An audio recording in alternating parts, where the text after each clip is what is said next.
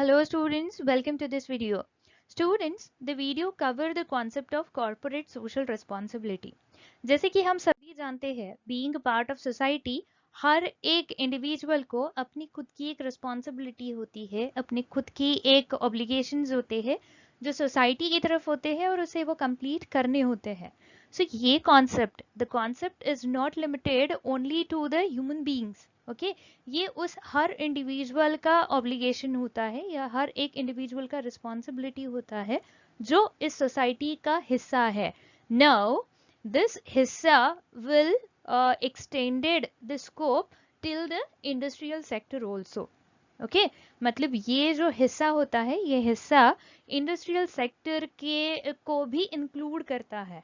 So what does it mean? That is, as like the human being, every company has the obligation towards the society and the responsibility should be fulfilled by that company as according to the role played by that company for the society, isn't it? So we can see that CSR is continuing commitment by business to integrate social and environmental concerns in their business operation. What does it mean? जैसे कि मैंने अभी आपको बताया कि हर एक company का भी वो ऑब्लिगेशन होता है कि सोसाइटी के लिए, जब वो सोसाइटी का पार्ट बनते हैं तो सोसाइटी के लिए उसकी रिस्पॉन्सिबिलिटीज को फुलफिल करें. Fine. So what we can see that, अब ये जो कॉन्सेप्ट है सोसाइटी की तरफ जो रिस्पॉन्सिबिलिटी है उसे फुलफिल करना, so we can see it is a corporate social responsibility. Okay, ये कॉर्पोरेट सोशल रिस्पॉन्सिबिलिटी आज का हिस्सा नहीं है या फिर आज का कॉन्सेप्ट नहीं है, बहुत पुराना कॉन्सेप्ट है. लेकिन अकॉर्डिंग टू द CSR हम लोग क्या कहेंगे, या फिर ये CSR क्या है ये अगर पूछा जाए तो हम लोग क्या कहेंगे? It is a continuing commitment. Okay, ये कंटिन्यूइंग कमिटमेंट है. ये क्या कहेंगे, ये कंटिन्यूस प्रोसेस जिस तरह से होता है, ये कमिटमेंट कंटिन्यूटी में आता है कि आज हम लोगों ने हमारी रिस्पॉन्सिबिलिटी फुलफिल कर दी तो इसका मतलब हमें कल नहीं करना है, ऐसा नहीं है. जैसे ये नया दिन आता है वैसे ही नए दिन की तरह ये कमिटमेंट आपको फुलफिल करनी पड़ती है. नाउ आपको मतलब किसको? बाय बिजनेस, हर एक बिजनेस को. Now for what purpose the business has to do this continuing commitment? To integrate, इकट्ठा करना, एक साथ लाना. किसे? To integrate social and environmental concerns. Okay, जो उसका सोसाइटी के प्रति और एनवायरमेंट के प्रति जो उसका कंसर्न है, उस बिजनेस का जो कंसर्न है, वो बिजनेस के साथ जोड़ने के लिए जो एक्टिविटी करनी पड़ती है या जो जरूरी बातें हैं, जो ऑपरेशंस होते हैं, बिजनेस ऑपरेशंस होते हैं, उन्हें कमिटमेंट के तौर पर कंटिन्यूअस लेवल पे फुलफिल करना या परफॉर्म करना, that is what the corporate social responsibility. समझ में आया? फिर से एक और बार देखते हैं हम लोग. बिजनेस बिजनेस जब सोसाइटी और एनवायरनमेंट के लिए अपना कंसर्न बताता है या फिर किसी भी बिजनेस का सोसाइटी और एनवायरनमेंट की तरफ जो भी कंसर्न बनता है, उस कंसर्न को बिजनेस के साथ जोड़ने के लिए जो सारे ऑपरेशंस करने पड़ते हैं, उन सारे ऑपरेशंस को कमिटमेंट के तौर पर देखकर उसे रोज परफॉर्म करना, इसे कहा जाता है corporate social responsibility.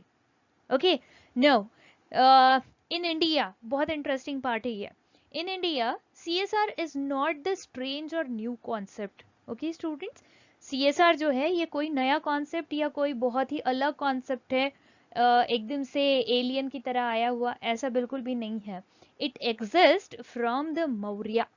Okay, Chandragupta Maurya वगैरह है, ये लोगों के बारे में शायद आप लोगों ने कभी को किसी के मुंह से सुना होगा, जो हमारा बहुत ही बड़ा और हिस्टोरिकल पार्ट है इंडिया का, isn't it?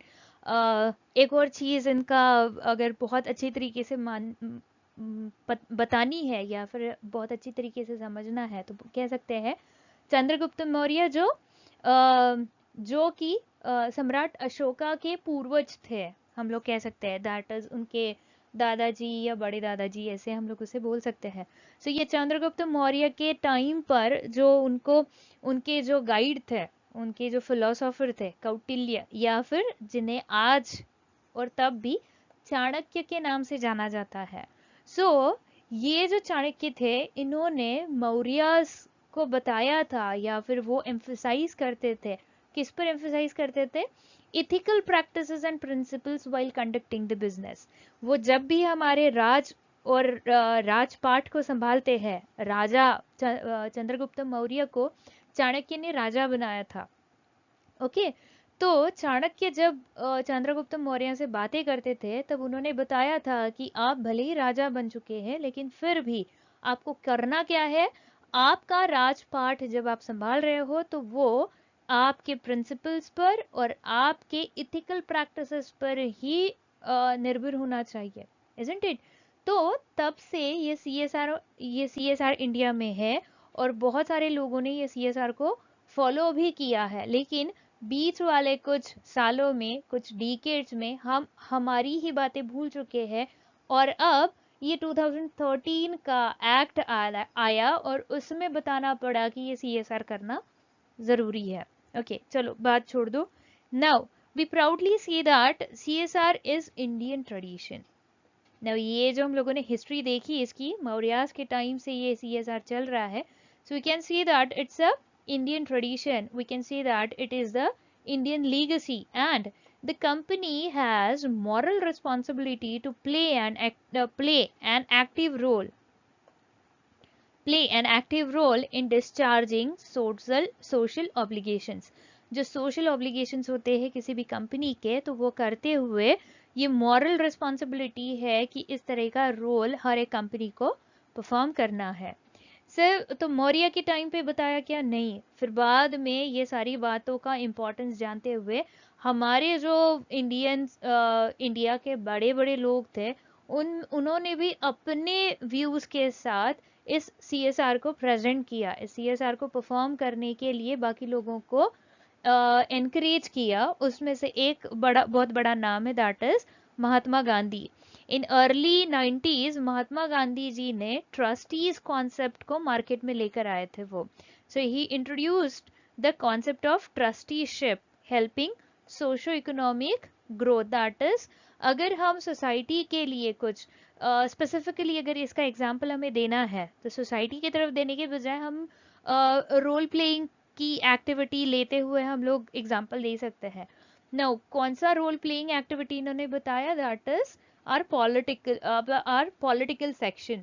Okay, so politics में जो पॉलिटिशियंस होते हैं, तो उनको बताया था दैट इज कि भाई आप एक ट्रस्टीशिप को फॉलो करो।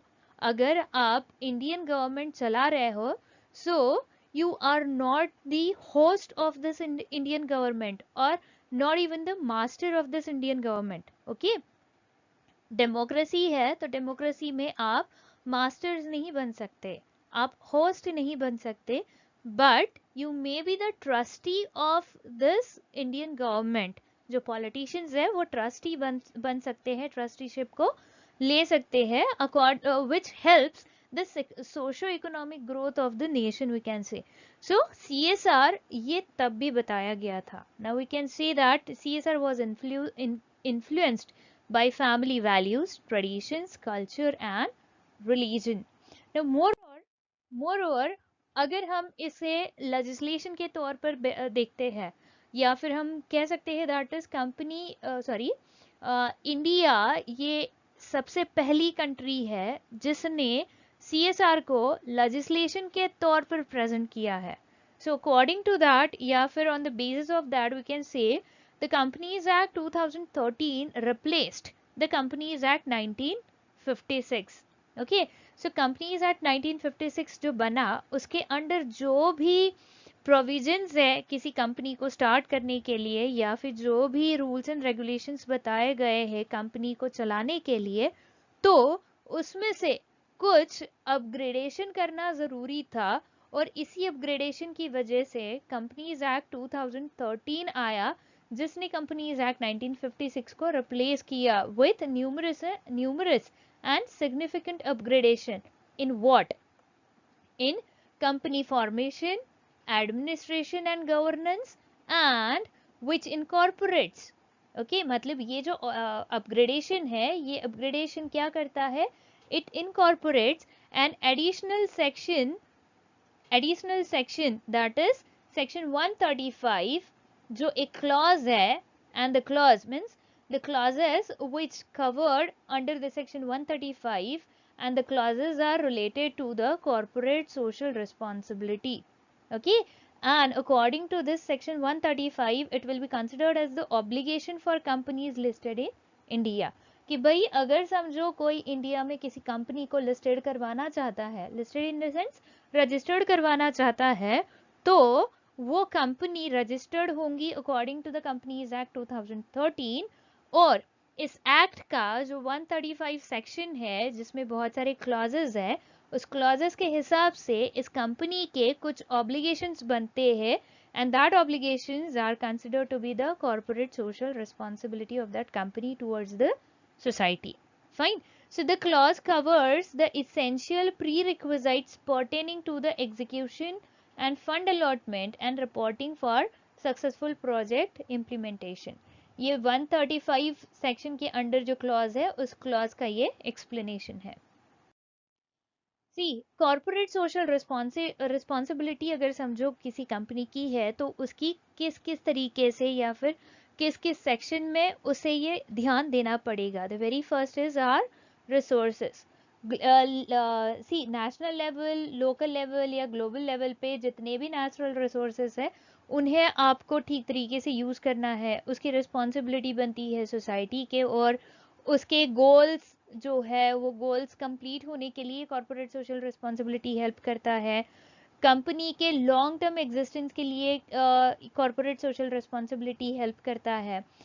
उसी के साथ CSR जो है, CSR बूस्ट करती है सिंसियरिटी को और सेल्फ पॉलिसी को. ओके, अपनी खुद की एक पॉलिसी उसमें बनती है.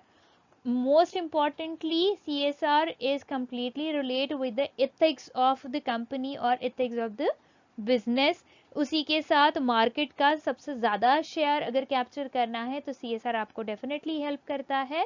And the sustainability of the company for the long term purpose, it actually depends on the performing the CSR activities.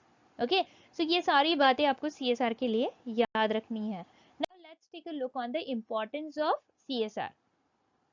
CSR improve the public image by publicizing the efforts towards a better society and increase their chance of becoming favorable in the eyes of customer. बहुत ही simple सी बात है, अगर कोई CSR follow कर रहा है, कोई company CSR follow करती है तो उस कंपनी की इमेज जो है वो लोगों के नज़र में काफ़ी अच्छी बन जाती है और आप एक फेवरेट कंपनी के तौर पर, लोगों के फेवरेट कंपनी के तौर पर सामने आते हैं. Again it also increases the media coverage. भाई अगर समझो कि कोई कंपनी है काफ़ी अच्छा काम कर रही है सोसाइटी के लिए, तो मीडिया को उसको न्यूज़ कवर में लेना ही पड़ता है, मीडिया को उस न्यूज़ को कवर करना ही पड़ता है. और जैसे जैसे मीडिया का कवरेज बढ़ता जाएगा वैसे वैसे आपकी पॉपुलैरिटी भी बढ़ती जाएगी. एंड पॉपुलैरिटी क्यों बढ़ेगी? क्योंकि मीडिया आपके पॉजिटिव पॉइंट्स पर ही लाइट क्या करेंगे, लाइट थ्रो करेगा. Okay, then CSR enhances the company's brand value by building a socially strong relationship with customer. CSR जो है वो ब्रांड वैल्यू बिल्ड करने के लिए भी मदद करता है. क्यों करता है? क्योंकि अगर आपकी इमेज लोगों के दिमाग में, लोगों के नज़र में अच्छी है तो डेफिनेटली आपकी रिलेशनशिप लोगों के साथ अच्छी ही बनी रहेगी. फाइन. कंपनी की इमेज अच्छी है, कंपनी का कस्टमर के साथ रिलेशनशिप या फिर उसका रेपो अच्छा है तो डेफिनेटली आपका ब्रांड वैल्यू भी बढ़ता है. It also helps the companies to stand out from the competition when companies are involved in any kind of community. Competition का हिस्सा नहीं बनना है लेकिन फिर भी कस्टमर्स के दिलों पर राज करना है, अगर ये चाहिए तो डेफिनेटली हर कंपनी को CSR फॉलो करना ज़रूरी है. बट ऑफ कोर्स सेक्शन 135 के हिसाब से जो क्लॉजेस बताए गए हैं उन हिसाब से जो कंपनीज को CSR एप्लीकेबल है सिर्फ उन्हीं कंपनीज को ये फॉलो करना है. लेकिन अगर आप चाहते हो कि हम अच्छा बने रहे तो भले ही CSR एप्लीकेबल ना हो लेकिन फिर भी अगर आप एथिकल प्रैक्टिसेस और प्रिंसिपल्स के साथ जाते हैं तो आपकी इमेज हमेशा ही अच्छी होती है. Then the constitution of CSR committee. अगर कॉन्स्टिट्यूशन बनाना है तो कमिटी किस तरह से बनेगी, fine. So every company shall constitute CSR committee if the CSR committee form करना एप्लीकेबल है उस कंपनी के लिए। तो दूसरी बात, डायरेक्टर होने चाहिए। CSR कमिटी के मिनिमम 3 डायरेक्टर्स होते हैं मैक्सिमम डायरेक्टर के लिए, वैसे कोई लिमिटेशन अभी तक पता नहीं है। Now among these 3 directors, one director must be an independent director.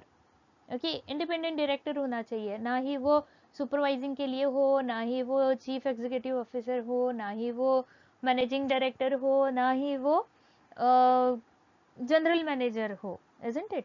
सो ऐसा कुछ भी नहीं होना चाहिए, वो इंडिपेंडेंटली सिर्फ और सिर्फ डायरेक्टर होना चाहिए। एंड अनलिस्टेड पब्लिक कंपनी, जो कंपनी एज पर दी कंपनीज एक्ट 2013 रजिस्टर्ड नहीं है, सॉरी लिस्टेड नहीं है, तो वो public company or private company shall have its CSR committee without any independent director if an independent director is not required. जो unlisted public company है या फिर जो प्राइवेट कंपनी है, उन लोगों को लिस्टिंग करने की ज़रूरत नहीं होती है, या फिर उनकी लिस्टिंग अभी तक नहीं हुई है, इसके लिए उनको CSR की अगर कमिटी फॉर्म करनी है तो उसमें इंडिपेंडेंट डायरेक्टर की ज़रूरत नहीं है, क्योंकि वहाँ पे वो एप्लीकेबल ही नहीं होता। In case of foreign company, the CSR committee shall comprise of at least 2% of which 1% shall be a person resident in India. अगर फॉरेन कंपनी है और इसे CSR कमिटी फॉर्म करनी है तो कम से कम 2 लोगों की जरूरत पड़ेगी उससे। उन 2 लोगों में से कम एक बंदा जो है वो इंडियन रेसिडेंट होना चाहिए। Okay, then the person who is the what we can say, who is the Indian representative or the part of the CSR committee, तो वो क्यों होना चाहिए, ताकि the person should accept on behalf of the foreign company, fine। Foreign company के against जो भी documentation है या फिर जो भी एक्टिविटी है उसे परफॉर्म करने के लिए उस बंदे को उसे फॉरेन कंपनी के लिए परफॉर्म करने के लिए उस बंदे को ये यहाँ होना ज़रूरी है। Okay, the services of notices and other documents. Also the other person shall be nominated by the foreign company.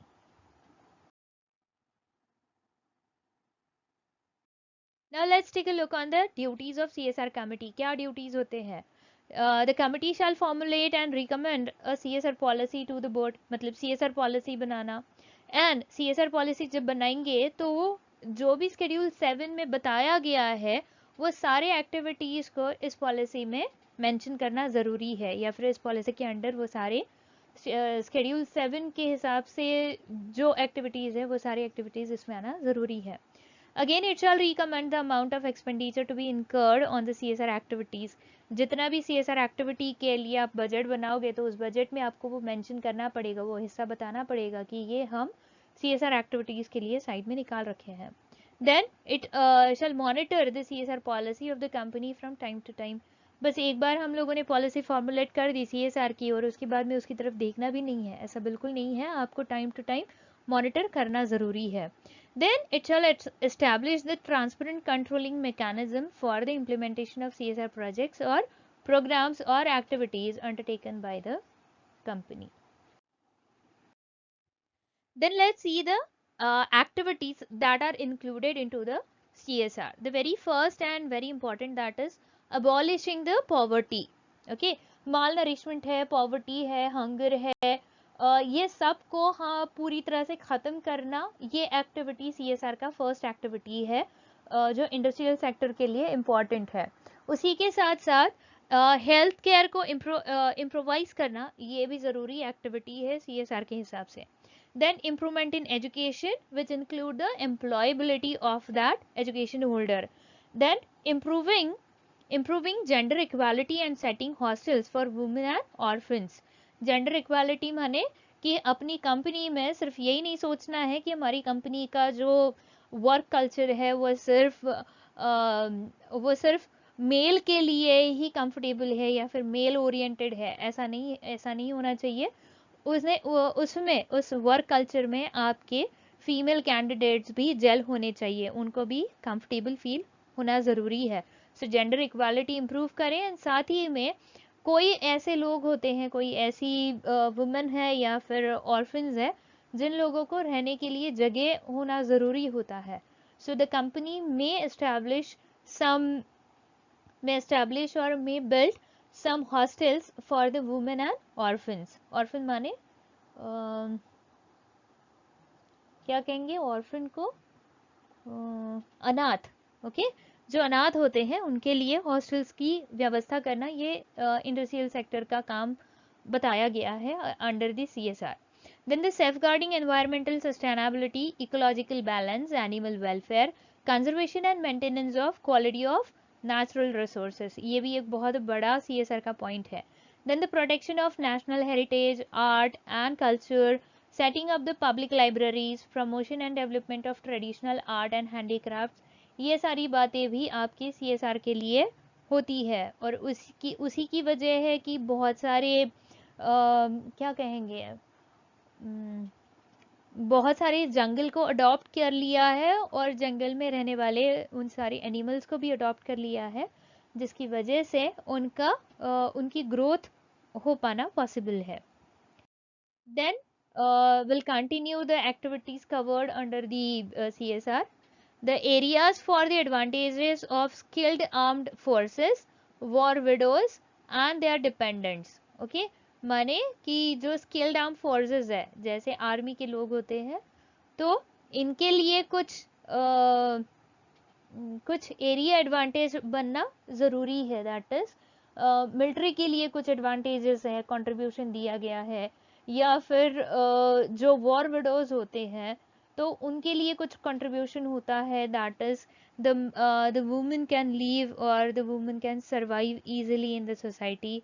या फिर जो इन वॉर विडोज पे डिपेंडेंट उनके चिल्ड्रन होते हैं, उन लोगों के लिए एजुकेशन, अच्छी तरीके का एजुकेशन कम दाम में लेकर आना, उन स्टूडेंट्स को या फिर उन डिपेंडेंट्स को बड़े होने तक संभालना और उसके बाद में फिर उनको जॉब के लिए इंकरेज करना. फिर जॉब लग जाने के बाद में आप उनको छोड़ सकते हैं ताकि आप दूसरे बच्चों की हेल्प कर पाए. Then the training to stimulate rural sports, nationally recognized sports, Paralympic sports and Olympic sports. Then the contribution to PM's relief fund or any other fund set up by central government for socio economic development. ये तो बहुत ही बड़ा और important task होता है किसी भी company का. Then the contributions or funds provided to technology incubators are provided by the central government. Rural development projects handle करना है. Disaster management including relief, rehabilitation and reconstruction activity. भाई जो बाढ़ आई है, बाढ़ में बहुत सारे घर बह चुके हैं, तो उसके बाद में जो लोग वहाँ बचते हैं, उस बाढ़ को पूरी तरह से ख़त्म होने के बाद में जो लोग वहाँ रहते हैं या फिर बच जाते हैं, तो उनका रिहेबिलिटेशन करने के लिए इन इंडस्ट्रियल सेक्टर्स के कंपनी को आगे आना ज़रूरी होता है. Then the slum area development. Okay student, I hope you understand जो भी ये कॉन्सेप्ट्स इसमें बताए गए हैं. अगर आपको लगता है कि कुछ क्वेरीज है या डाउट्स है, तो आप मुझे या तो वीडियो ख़त्म होने के बाद में कमेंट डाल दीजिए या फिर मेरे पर्सनल विंडो पे पिंग कर दीजिए. Okay, so students, wait for the next video. Till then, thank you.